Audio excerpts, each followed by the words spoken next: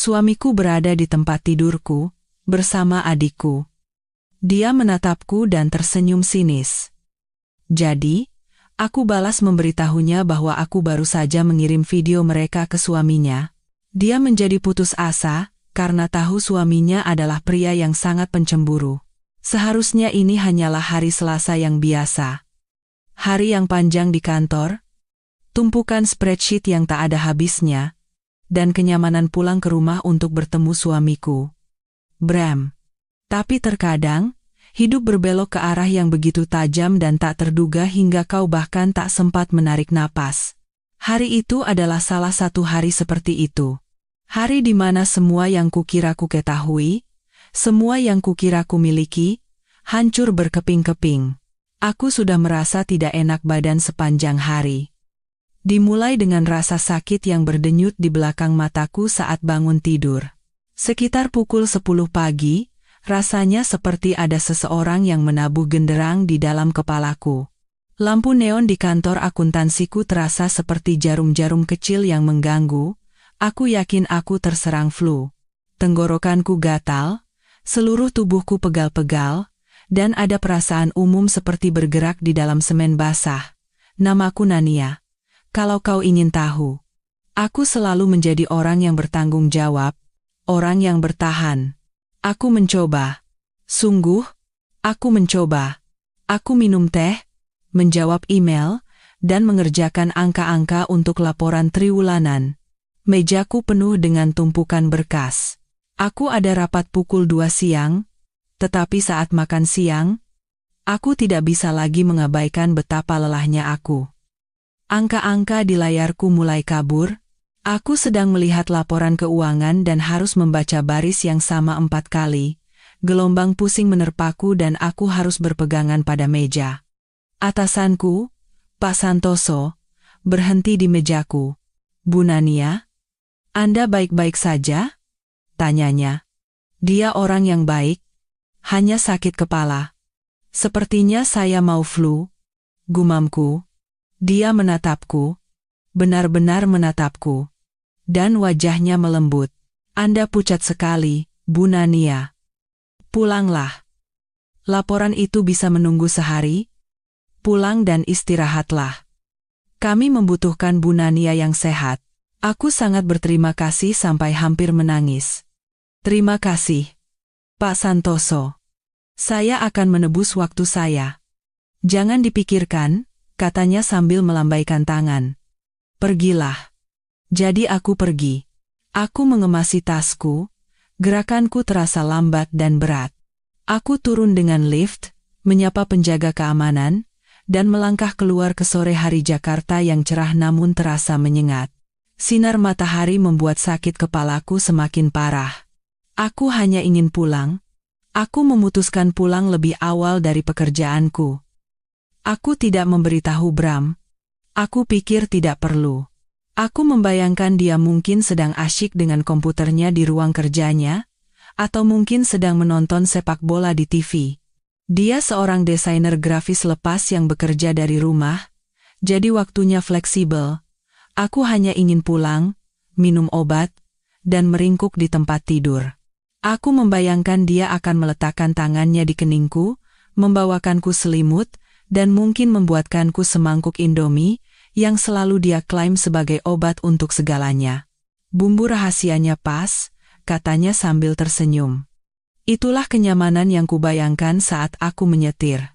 Perjalanan pulang adalah kekacauan lalu lintas Jakarta yang padat, kemacetan yang tak henti-hentinya, dan musik radio yang mengganggu. Aku mematikan radio dan hanya duduk dalam dengungan senyap mobil tuaku. Aku bisa merasakan setiap lubang di jalan. Pelipisku berdenyut. Tetapi saat aku akhirnya memasuki kompleks perumahan kami yang tenang dan rindang, rasa lega menyelimutiku. Rumah. Aku hanya ingin berada di rumah. Aku membelok ke garasi. Seperti yang kuduga, mobil Bram ada di sana. Tapi rumah itu sunyi. Seharusnya ini hari Selasa yang biasa, tapi ternyata tidak. Saat aku masuk ke garasi, rumah itu terasa anehnya sunyi. Mobil Bram terparkir di tempatnya seperti biasa, tetapi pintu garasi tertutup, ruang kerjanya ada di belakang. Aneh sekali rumah ini begitu sunyi di sore yang cerah, dan rumah itu sendiri gelap. Tidak ada suara TV yang menyala. Aneh. Bram biasanya selalu menyalakan saluran olahraga sekitar jam segini. Itu seperti musik latar dalam hidupnya. Dengan kepala berdenyut, aku mencari kunci, membuka pintu depan, dan melangkah masuk.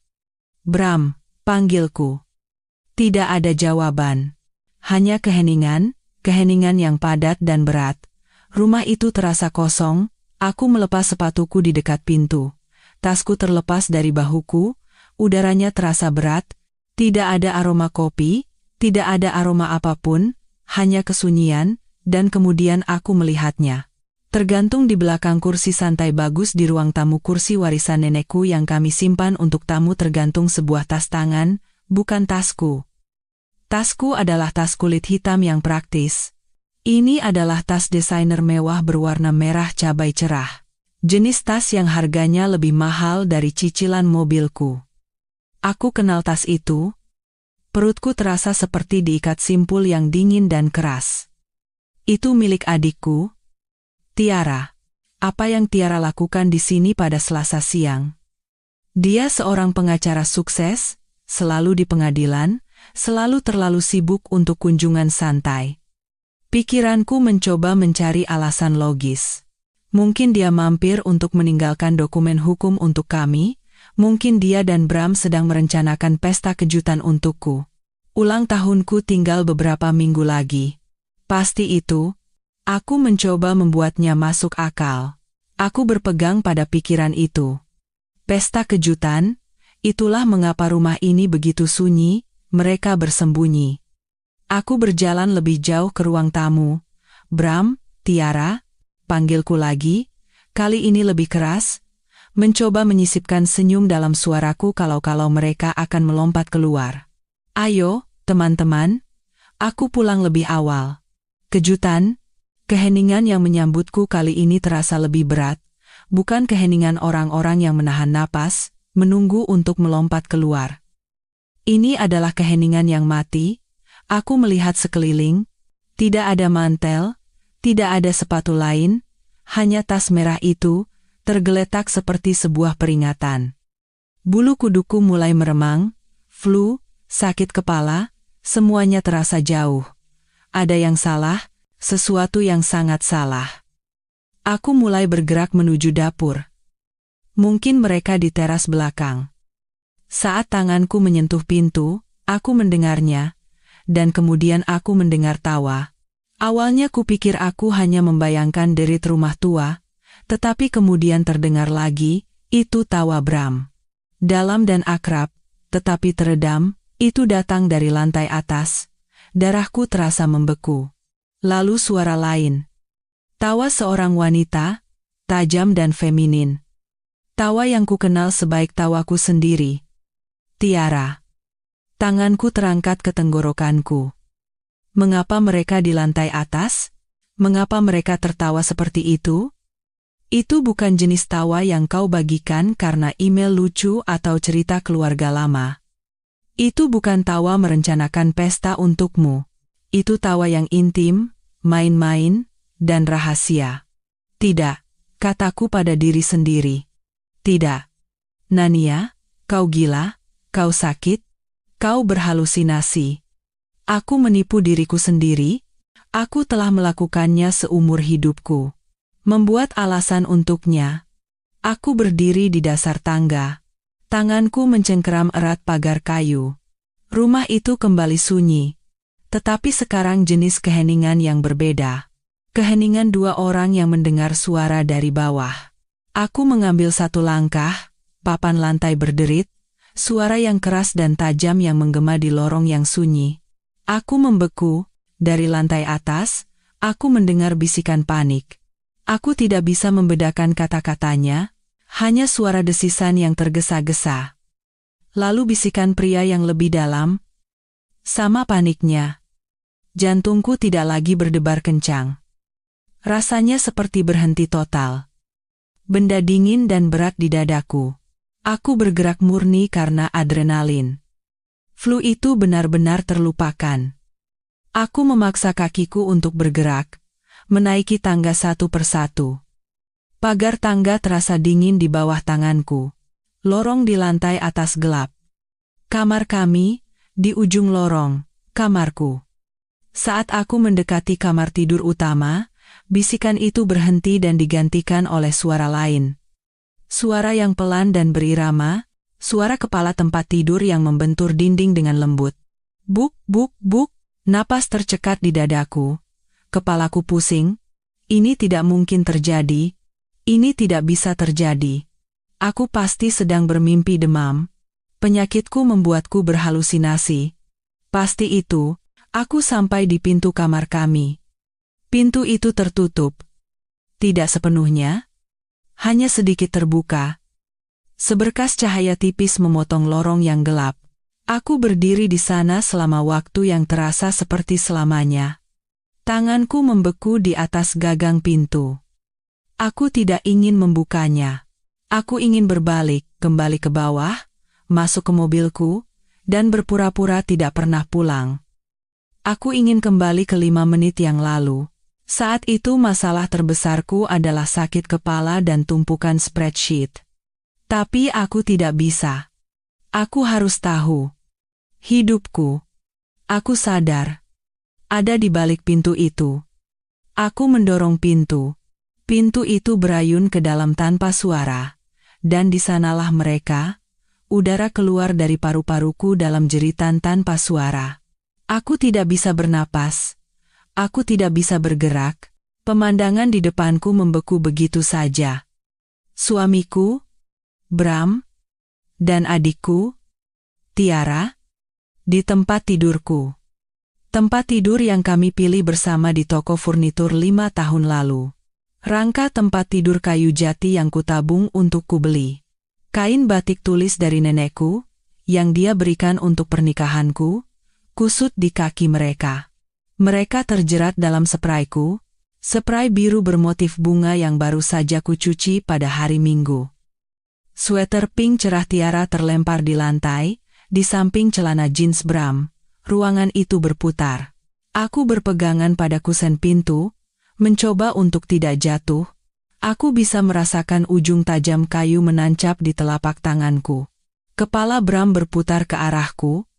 Matanya melebar. Wajahnya pucat pasi. "Nania," serunya, meraba-raba di bawah spray. "Nania, ini tidak seperti yang terlihat. Ini persis seperti yang terlihat, bodoh."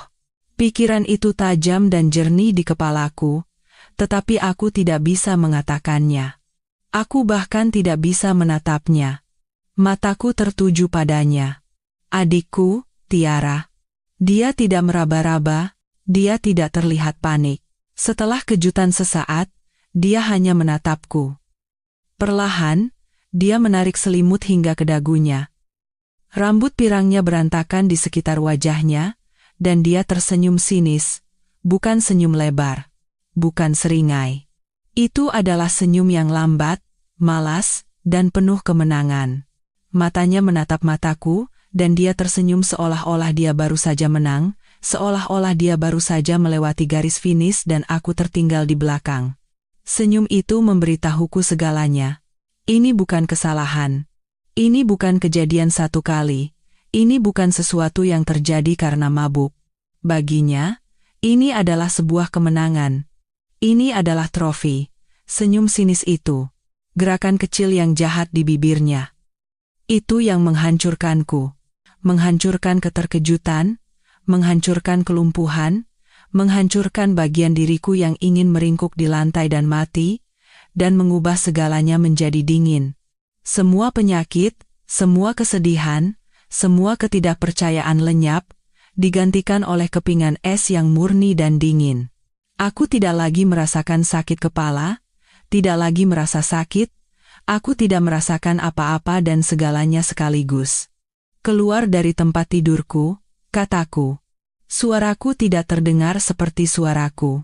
Datar dan rendah. Tidak ada getaran. Itu adalah suara yang belum pernah kudengar sebelumnya. Bram tersentak, masih meraba-raba di bawah spray. "Nania, sayang, Tolong biarkan aku menjelaskan. Bisakah kita bicara? Ini hanya kesalahpahaman. Kesalahpahaman, ulangku. Kata itu terdengar tidak masuk akal. Ku bilang, keluar dari tempat tidurku. Senyum Tiara sedikit goyah. Dia mungkin mengharapkan air mata, dia mungkin mengharapkan aku berteriak, melempar sesuatu, hancur, itulah yang selalu kulakukan. Aku yang emosional, yang lemah. Tapi aku tidak melakukan apa-apa. Aku hanya berdiri di ambang pintu dan mengeluarkan ponselku. Tanganku tidak gemetar, aku terkejut, sangat tenang, tidak wajar. Aku membuka kunci layarnya. Cahaya dari layar beranda yang familiar terasa aneh. Mata Tiara menyipit. Apa yang kau lakukan? Suaranya serak. Aku tidak menjawab. Aku membuka kamera. Aku menekan tombol rekam. Lampu merah kecil menyala. Aku memegang ponsel dengan sangat stabil dan memfilmkan mereka. Aku memfilmkan wajah panik Bram yang setengah telanjang. Aku memfilmkan Tiara, mencoba bersembunyi di belakangnya, kesombongannya berubah menjadi kebingungan dan kemarahan. Aku memfilmkan sprayku yang kusut, sweater pinknya di lantai, celana jeans Bram. Aku menahannya selama 5 detik. 10. Apa yang kau lakukan? Nania, hentikan. Teriak Tiara, akhirnya bergerak, mencoba bersembunyi di belakang Bram. Aku berhenti merekam. Aku membuka pesan. Aku menemukan kontak yang kucari. Mahesa, suaminya, aku melampirkan video itu. Ibu jariku melayang di atas tombol kirim. Nania, jangan, kata Tiara, suaranya berubah. Kesombongan itu hilang. Sekarang ada ketakutan. Ketakutan yang nyata. Nania, jangan berani-berani. Kau tidak akan melakukannya. Aku mengangkat kepalaku dari ponselku, menatap matanya, dan menekan tombol kirim. Aku mendengar suara kecil wush saat pesan itu terkirim. Aku baru saja mengirim video kalian berdua ke Mahesa. Kataku. Suaraku masih sangat tenang. Dia mungkin sedang menerimanya sekarang. Warna terkuras dari wajah Tiara. Dia berubah dari sombong menjadi sepucat spray dalam sekejap. Apa? Jeritnya.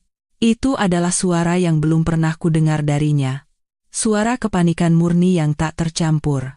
Dia melompat dari tempat tidur, meraih ponselnya dari nakas, tidak peduli dia telanjang. Kau tidak melakukannya, hapus. Katakan padanya itu lelucon. Sudah kulakukan, kataku. Aku bersandar di kusen pintu, melipat tanganku. Tiba-tiba aku merasa sangat lelah, tetapi juga kuat. Es di dalam darahku menopangku. Bram hanya duduk di sana, membeku, mulutnya ternganga. Nania, mengapa kau melakukan itu? Kita bisa memperbaikinya. Akhirnya, aku menatapnya. Benar-benar menatapnya. Pria yang kucintai. Pria yang kubangun hidup bersamanya. Wajahnya pucat. Dia terlihat lemah dan menyedihkan. Memperbaikinya? Tanyaku. Memperbaiki? Kesalahan itu seperti lupa membuang sampah, Bram. Kesalahan itu seperti membeli susu yang salah. Ini adalah pilihan. Tidak ada yang bisa diperbaiki. Tiara sedang meraba-raba ponselnya. Tangannya gemetar begitu hebat hingga dia hampir tidak bisa memasukkan kata sandinya. Hapus. Katakan itu lelucon. Katakan padanya itu editan. Katakan sesuatu. Mengatakan apa? Tiara? Tanyaku. Bahwa ini tidak seperti yang terlihat? Terlihat seperti suamiku dan adikku berada di tempat tidurku, di rumahku. Saat itu, ponselnya mulai berdering. Bergetar hebat di atas nakas, kami semua melihat ID peneleponnya. Mahesa. Tiara menatap ponsel itu seolah-olah itu adalah seekor ular. Dia menatapku, matanya dipenuhi kebencian yang begitu murni hingga mengejutkan. Kau menghancurkan hidupku. Kau menghancurkan hidupku. Teriakku. Dan kali ini, suaraku pecah. Es itu retak. Kalian berdua. Sekarang berpakaianlah dan keluar dari rumahku. Nania, tolong, Bram memohon, akhirnya menemukan celananya. Ini rumahku juga. Kita bisa bicara. Kita bisa pergi ke terapi. Tidak. Kataku. Suaraku kembali ke nada datar dan dingin. Tidak lagi. Kalian punya waktu 5 menit untuk berpakaian dan pergi, atau aku akan menelepon polisi. Kau tidak bisa menelepon polisi, kata Tiara, menarik pakaiannya ke atas kepalanya dengan gerakan tajam dan marah. Itu tidak ilegal. Pengacaranya sudah mencoba mencari celah. Lihat saja aku, kataku, mengangkat ponselku lagi. 5 menit. Kemudian aku menelepon atas tuduhan masuk tanpa izin, dan aku mengirim video ini ke ayah dan ibu, dan ke firma hukummu. Menurutmu apa yang akan dipikirkan rekan-rekan pengacaramu, Tiara, saat tahu kau tidur dengan suami adikmu? Aku ingin tahu apakah itu melanggar klausul moralitas dalam perjanjian kemitraanmu? Itu berhasil. Dia membeku. Satu lengan masuk ke dalam lengan bajunya. Wajahnya menjadi lebih pucat. Jika itu mungkin. Dia tahu aku akan melakukannya. Dia tahu, pada saat itu, bahwa adiknya yang bertanggung jawab, membosankan, dan penurut telah pergi. Keluar. Bisikku lagi. Dia menyambar sepatunya. Bram tampak seperti anak kecil yang hilang dan menyedihkan. Dia mengambil kuncinya. Tak satu pun dari mereka menatapku. Tak satu pun dari mereka saling menatap. Mereka melewatiku di lorong, aroma pengkhianatan mereka tertinggal di udara.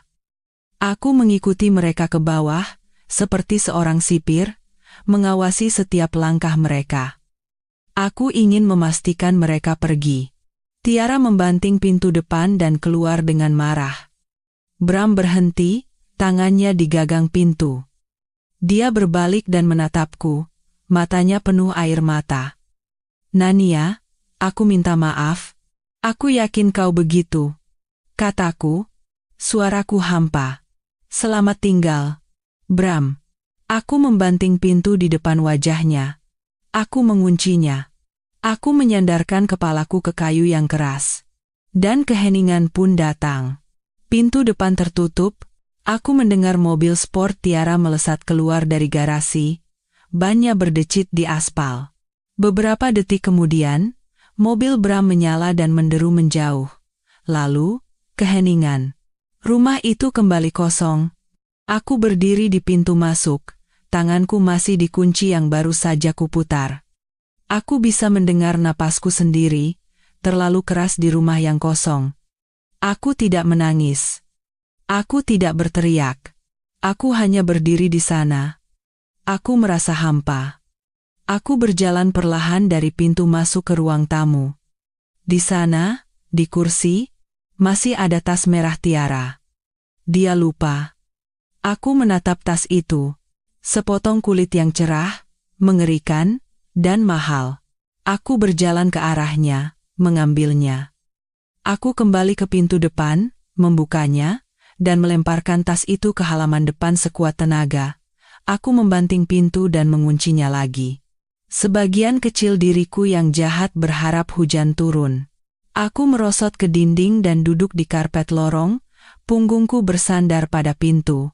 Aku menatap ponselku. Pukul 13,32. Hidupku berakhir pada pukul 13,32 pada hari Selasa. Apa yang harus kulakukan sekarang? Siapa yang harus kuhubungi? Sahabatku? Yulia? Apa yang akan kukatakan? Hai. Hanya ingin memberitahumu pernikahanku sudah berakhir karena adikku adalah monster perusak rumah tangga. Kepalaku mulai berdenyut lagi, tetapi flu terasa seperti kenangan yang jauh. Ini adalah jenis rasa sakit yang baru, rasa sakit yang begitu total dan luar biasa hingga aku bahkan tidak bisa memprosesnya. Suamiku, adikku, di tempat tidurku. Dan senyum itu, itulah yang terus berulang di benakku. Bukan perbuatannya itu sendiri, tetapi wajahnya, ekspresi kemenangan yang mengatakan, "Aku menang. Aku mengambilnya darimu. Aku mengambil hidupmu." Aku tidak tahu berapa lama aku duduk di lantai itu. 1 jam, 2 jam. Cahaya di lorong mulai berubah saat matahari sore bergerak. Rumah terasa lebih dingin. Aku memeluk lututku. Ponsel di tanganku bergetar. Aku melompat, menatapnya. Itu pesan dari Mahesa. Aku membukanya. Tanganku sekarang gemetar. Adrenalin telah memudar. Dan syok mulai terasa. Pesan itu hanya berbunyi. Video diterima. Dalam perjalanan pulang dari kantor. Ya Tuhan, Nania. Aku akan meneleponmu setelah aku bisa berpikir jernih. Dia tidak perlu mengatakan lebih. Aku tahu aku baru saja meledakkan bom dalam hidupnya juga. Tapi seperti aku, dia pantas tahu. Aku meletakkan ponsel. Dan kemudian, isak tangis pertama akhirnya keluar. Bukan tangisan keras. Itu adalah suara tangisan yang mengerikan dan menyakitkan di tenggorokanku. Aku hanya duduk di sana, meringkuk di depan pintuku, dan hancur berantakan. Saat aku duduk di lantai itu, seluruh rumah terasa tercemar, seluruh hidupku mulai terulang di benakku, dan segalanya mulai memiliki makna yang mengerikan dan menakutkan. Semuanya selalu tentang Tiara. Sepanjang hidupku, dia adalah bintangnya, dan aku adalah kru panggung. Tiara 2 tahun lebih tua. Dia cantik, menawan, tipe orang yang bisa menerangi ruangan hanya dengan masuk. Semua orang mencintainya. Orang tua kami memujanya.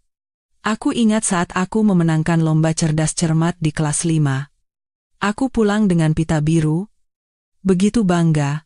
Aku masuk ke rumah dan ibuku sedang menelepon.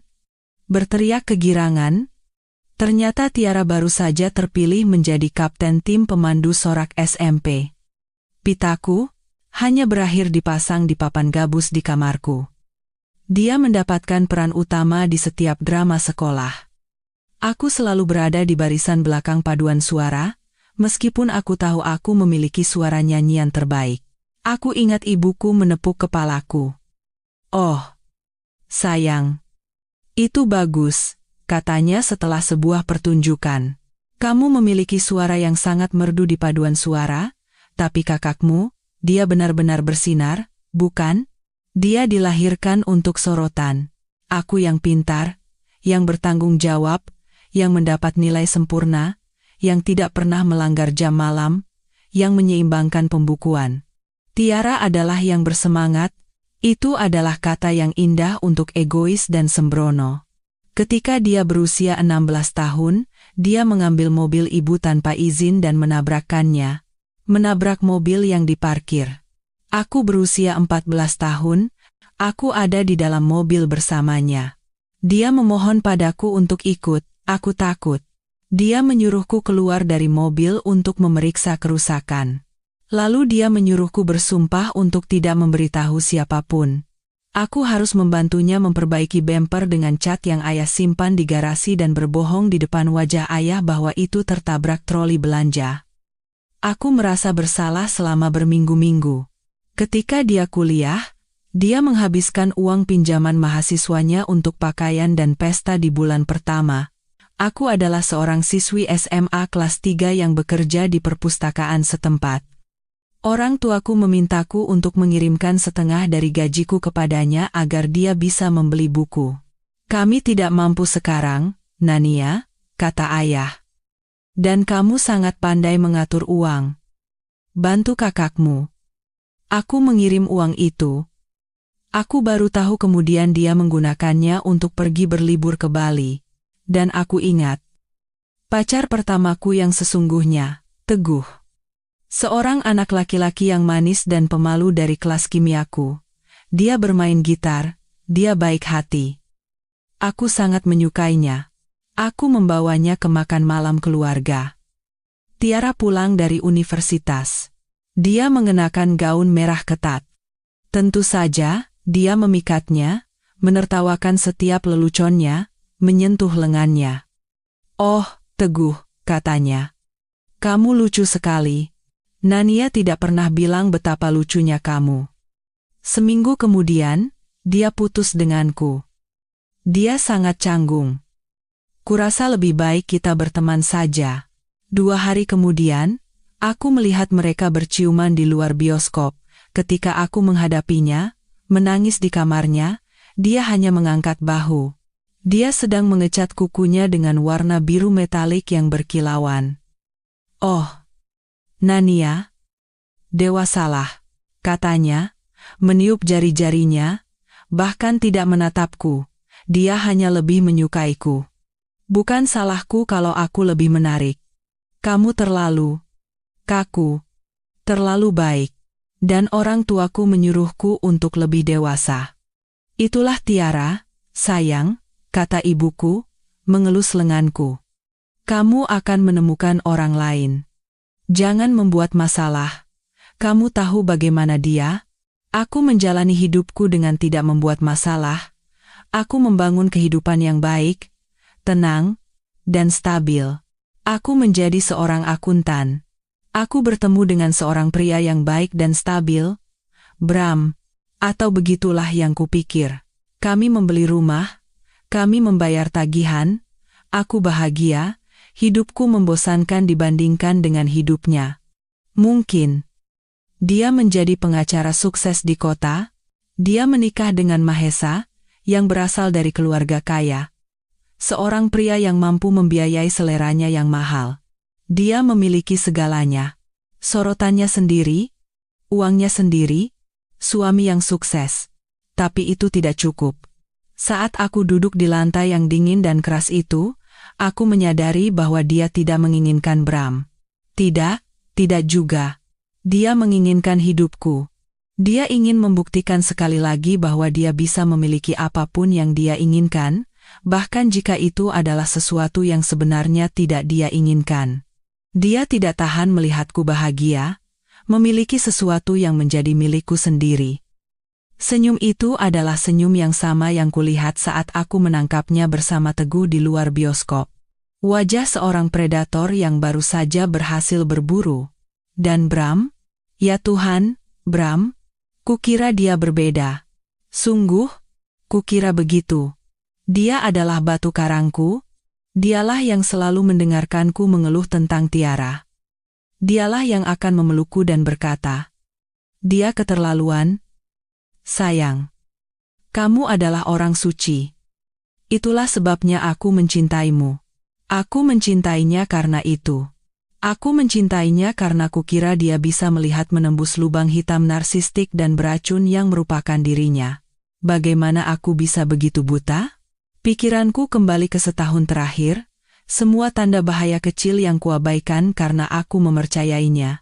Karena aku mempercayai mereka, ada pesta bakar-bakaran yang kami adakan musim panas lalu, hari yang indah di bulan Januari, aku menghabiskan sepanjang pagi membuat salad kentangku yang terkenal. Tiara dan Mahesa datang. Tiara mengenakan gaun linen putih yang terlalu mewah untuk barbeque di halaman belakang. Terlalu tipis, terlalu berpotongan rendah. Dia menempel pada Bram. "Oh, Bram, kamu kuat sekali. Lihat otot-otot ini, Nania, kamu harus menjaga pria ini baik-baik." Dia memberinya bir dengan tawa palsu. Bram juga tertawa, terlalu keras, sedikit pamer. Hanya mencoba membuat Tiara senang, katanya, sedikit melenturkan otot saat dia membalik burger. Aku ingat merasakan tusukan tajam sesuatu, iritasi, kecemburuan. Aku mengabaikannya. Itulah Tiara, kataku pada diri sendiri. Dia menggoda semua orang. Itu tidak berarti apa-apa. Dan kemudian malam itu, dia secara tidak sengaja menumpahkan segelas anggur merah ke kaos putih Bram.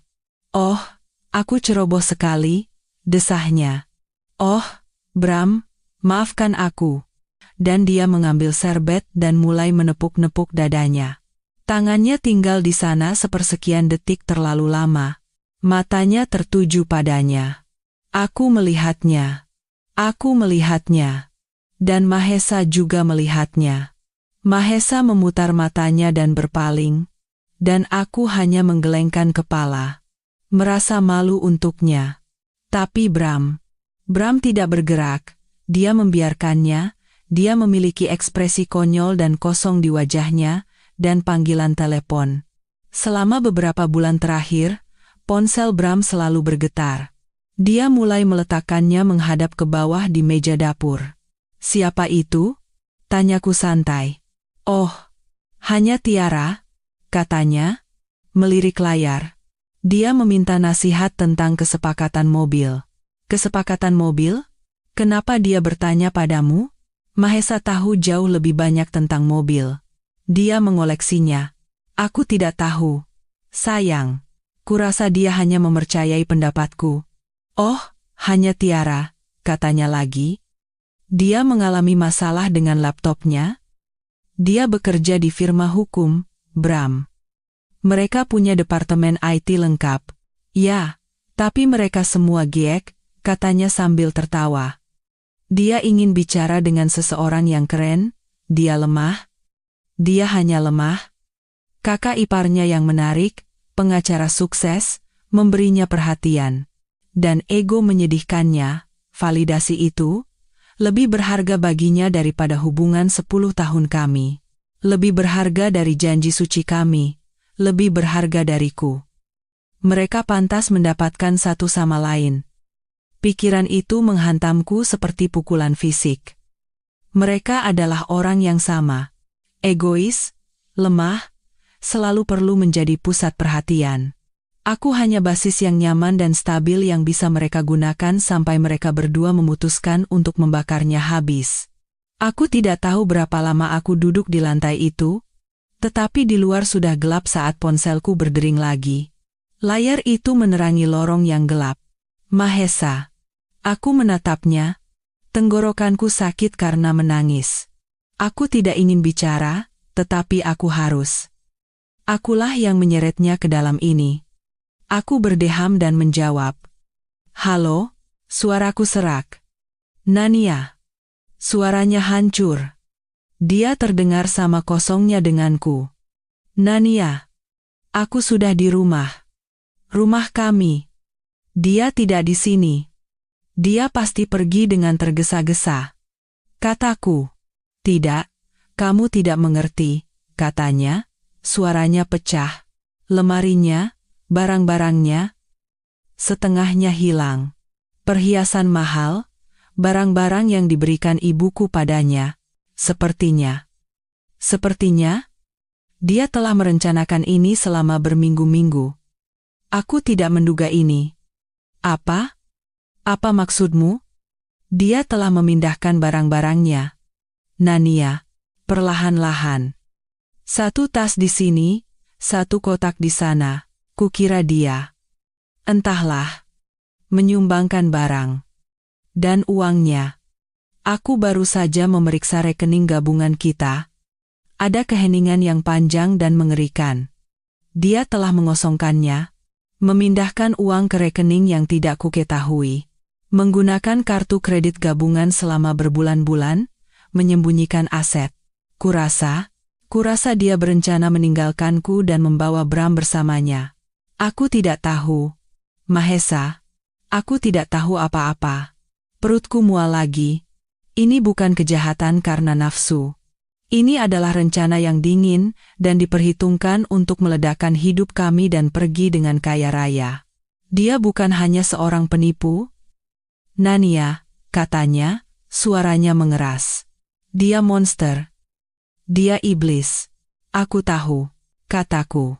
"Aku tahu." Aku duduk di ruang tamuku, aku membuang tasnya ke halaman, aku mendengar suara yang hampir seperti tawa, dengusan singkat dan pahit. "Bagus. Benar-benar bagus. Aku akan menelepon pengacara besok pagi." Pengacara yang galak. Aku tidak peduli biayanya. Kita bicara soal perceraian, dan aku akan memastikan dia tidak mendapatkan 1 sen pun dari uang keluargaku. Tidak setelah ini. Kata itu, perceraian, menggantung di udara, begitu final, begitu pasti. "Aku juga akan menelepon pengacara besok," kataku, terkejut dengan betapa teguhnya suaraku. Itu kembali. Bagus, Maesa, kataku. Kita harus berkoordinasi. Pengacaraku mungkin ingin bicara dengan pengacaramu. Kita punya bukti. Kita punya video itu. Kami terdiam di telepon selama 1 menit lagi. 2 orang yang hancur, dipersatukan oleh 2 orang egois yang telah menghancurkan hidup kami.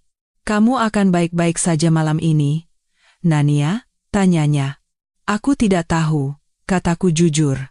Tapi pada akhirnya aku akan baik-baik saja. Kamu? Aku akan baik-baik saja, katanya. Aku hanya marah. Dan aku akan mengganti kunci. Kami mengucapkan selamat tinggal. Aku menutup telepon dan duduk dalam kegelapan. Keesokan paginya, aku terbangun di sofa. Aku tidak ingat pindah ke sana. Leherku kaku, mataku bengkak, dan flu kembali dengan ganas. Selama sepersekian detik yang kabur dan membahagiakan, kupikir itu semua adalah mimpi buruk yang mengerikan. Lalu aku melihat tas merah Tiara, masih tergeletak di halaman yang basah, tertutup embun pagi. Itu nyata. Aku mandi.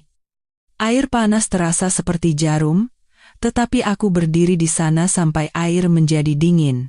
Aku mengenakan pakaian paling serius yang kumiliki, setelan hitam, rasanya seperti mengenakan baju zirah. Aku menelepon kantor dan mengatakan ada keadaan darurat keluarga dan aku tidak akan masuk selama sisa minggu itu. Aku tidak memberikan rincian, Pak Santoso hanya berkata, "Ambil waktu sebanyak yang Anda butuhkan, Bu Nania." Kemudian aku menelepon pengacara perceraian terbaik di kota, seorang wanita dengan reputasi sebagai hiu, namanya Ibu Mona Sinaga. Aku membuat janji untuk sore itu. Aku berjalan ke kantornya yang rapi di gedung tinggi, yang berbau parfum mahal, kaca, dan krom.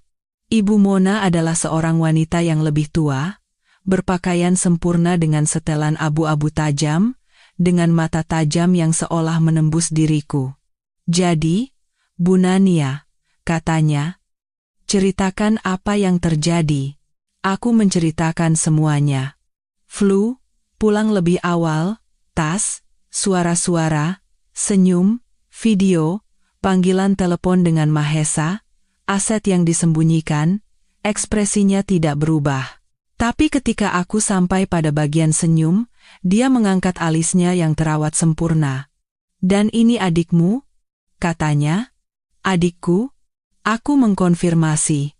"Dan Anda punya video ini?" Aku mengangguk. "Ada di ponselku."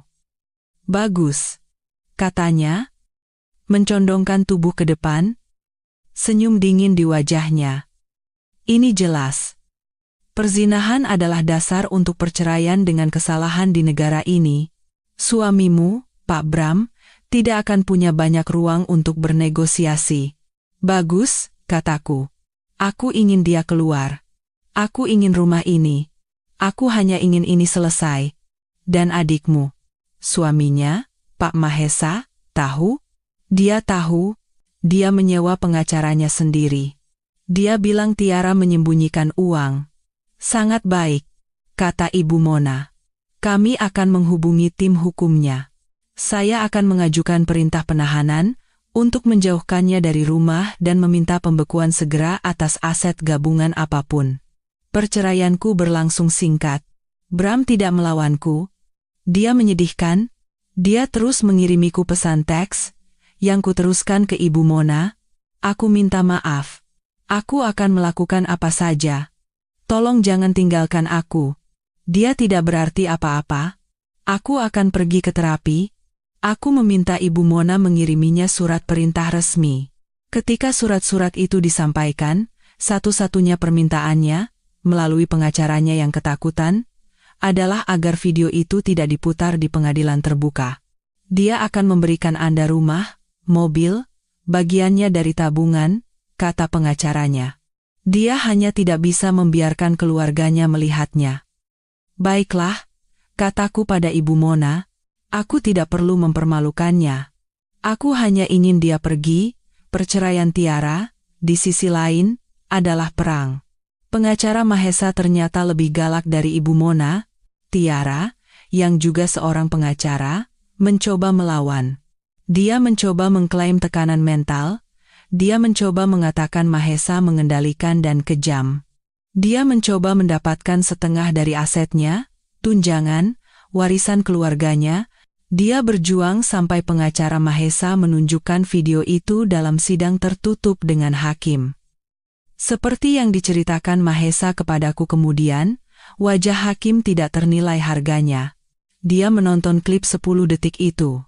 Dia menatap Tiara, dan dia menolak setiap klaimnya. Karena perselingkuhannya yang terang-terangan dan bukti usahanya menyembunyikan aset, dia tidak berhak atas apapun. Tidak rumah, tidak tabungan, tidak 1 sen pun tunjangan. Dia hanya pergi dengan mobilnya, dan utang kartu kredit yang sangat besar.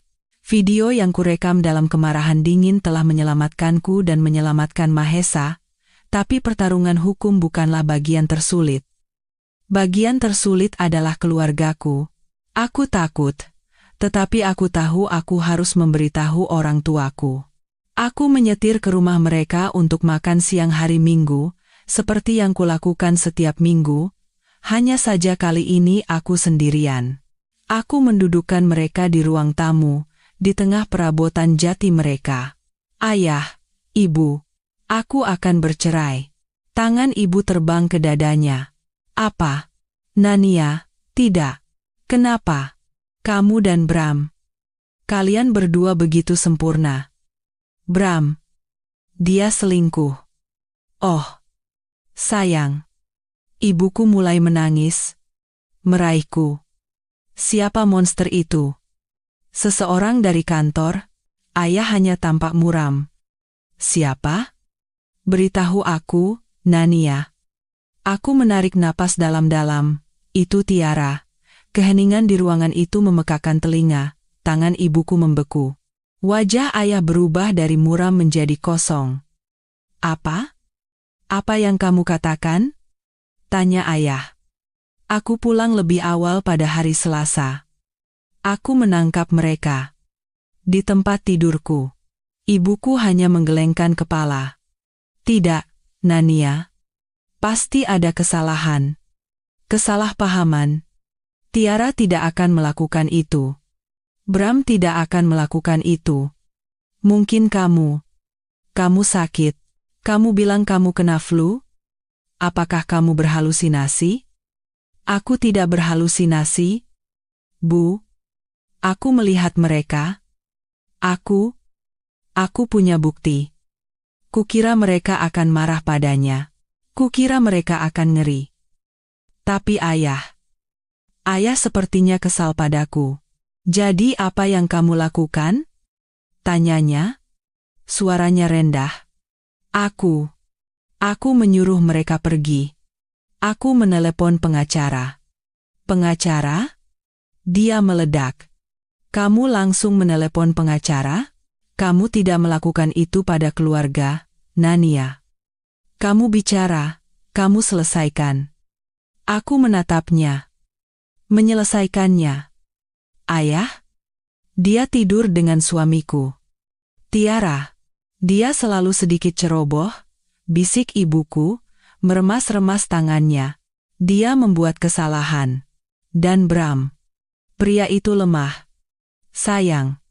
Tapi membuang pernikahanmu? Menghancurkan keluarga? Menghancurkan keluarga? Akau yang menghancurkan keluarga? Dia adikmu, Nania? Ayah meninggikan suaranya. Dan dia suamiku. Kamu tidak menyerah begitu saja. Kamu mencari cara untuk memaafkan. Aku berdiri. Tanganku gemetar.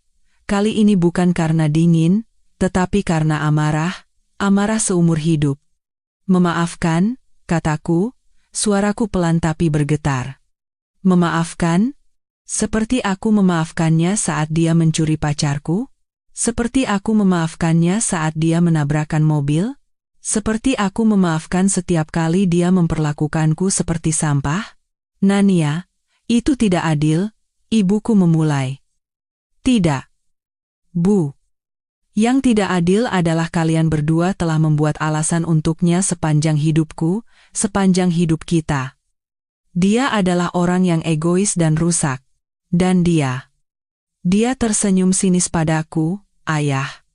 Dia bangga telah menghancurkan pernikahanku. Aku berjalan ke pintu. Aku akan bercerai. Bram sudah pergi. Dan Tiara sudah mati bagiku. Dia tidak ada. Dan jika kalian tidak bisa menerima itu, jika kalian hanya akan terus membuat alasan untuknya, maka aku harus pergi. Nania, jangan terlalu dramatis, kata ayah. Ini bukan drama, kataku, membuka pintu. Aku hanya lelah menjadi anak yang baik. Lelah tidak membuat masalah. Aku lelah. Aku keluar dan masuk ke mobilku, dengan suara ibuku yang berteriak di belakangku. Bulan-bulan berikutnya adalah kabur. Debu hukum mereda. Perceraianku selesai dengan tanda tangan yang tenang dan tanpa emosi. Rumah-rumahku secara resmi menjadi milikku. Nama Bram dihapus dari surat-surat. Tapi aku tidak bisa tinggal di sana. Keheningannya terlalu berat. Setiap ruangan terasa berhantu. Aku akan berjalan ke ruang tamu dan melihat tas merah itu di kursi. Aku akan melewati tangga dan mendengar tawa hantu itu. Dan kamar tidur. Aku belum tidur di kamar tidur sejak hari itu. Aku tidur di sofa atau di kamar tamu. Aku menjual rumah itu. Terjual dalam seminggu. Aku rugi, hanya untuk keluar dengan cepat. Aku tidak peduli. Aku hanya ingin itu hilang. Aku menemukan apartemen 2 kamar kecil di seberang kota. Baru dibangun, bersih, tanpa kenangan. Itu di lantai 3 dan memiliki balkon kecil. Aku menandatangani sewa. Selama 2 minggu berikutnya, aku berkemas, menyegel kotak-kotak. Itu membersihkan di satu sisi, menyakitkan di sisi lain. Aku harus menyortir seluruh kehidupan lama, setiap panci, setiap buku, setiap pakaian. Aku menemukan album foto lama, foto diriku dan Bram, tersenyum saat liburan di Bali. Foto pernikahan kami, dia tampak begitu tampan. Aku tampak begitu bahagia, begitu naif. Aku menemukan foto-foto diriku dan Tiara saat kecil.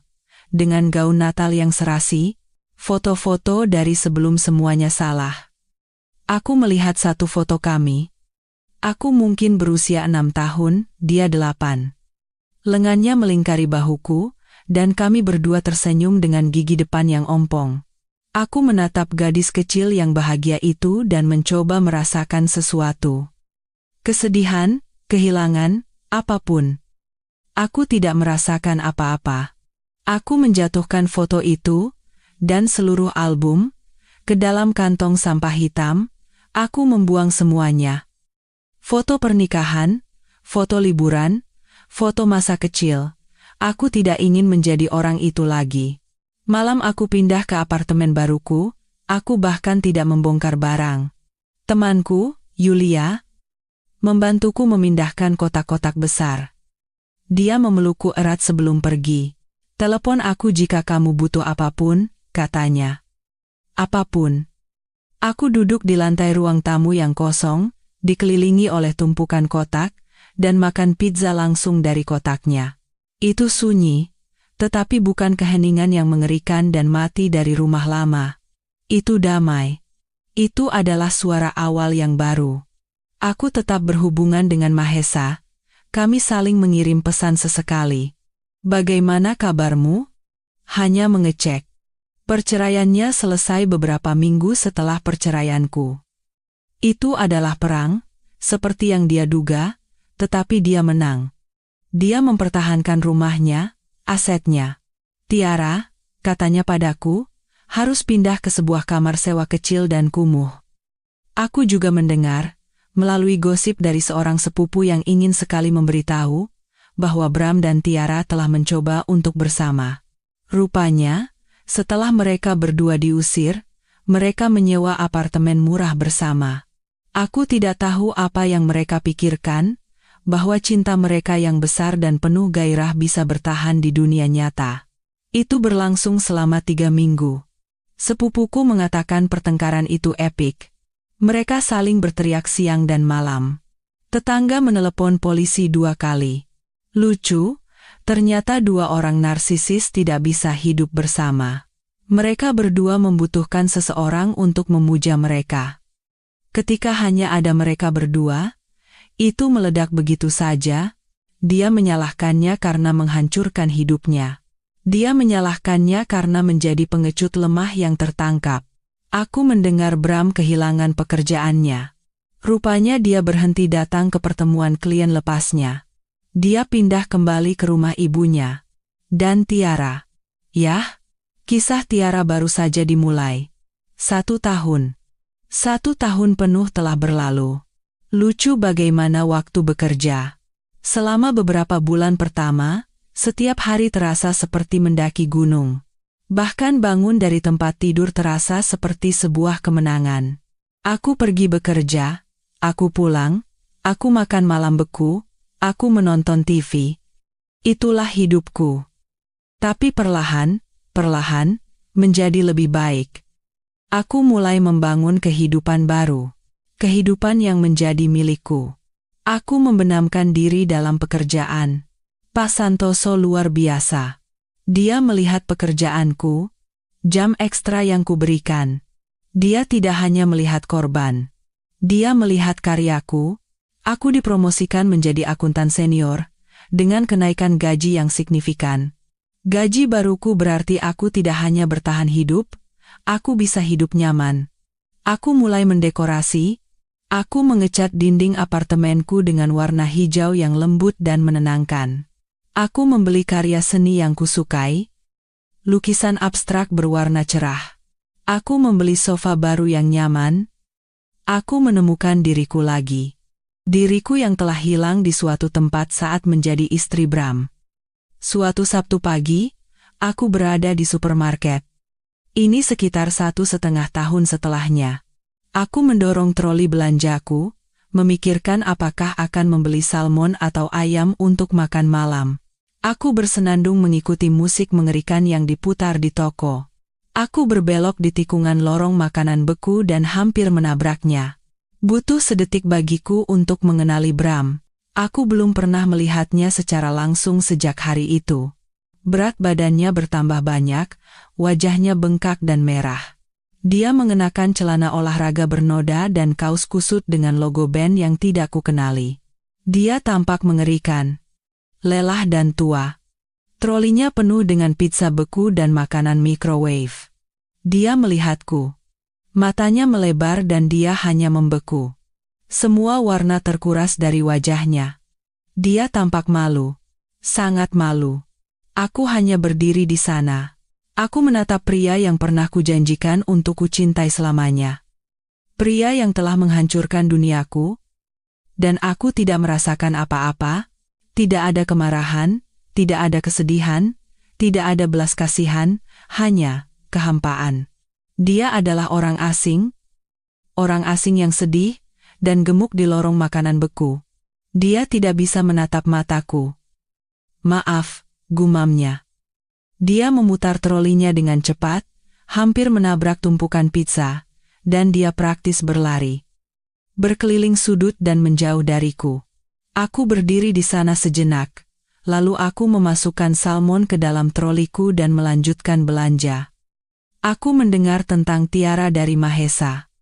Kami masih bertemu untuk minum kopi sebulan sekali atau lebih. Itu bagus. Dia pria yang baik hati. Kami adalah teman. Para penyintas. Kami memiliki ikatan yang tidak bisa dipahami oleh orang lain. Dia mengatakan, skandal itu bocor. Istri salah satu rekan Tiara di firma hukumnya berteman dengan saudara perempuan Mahesa.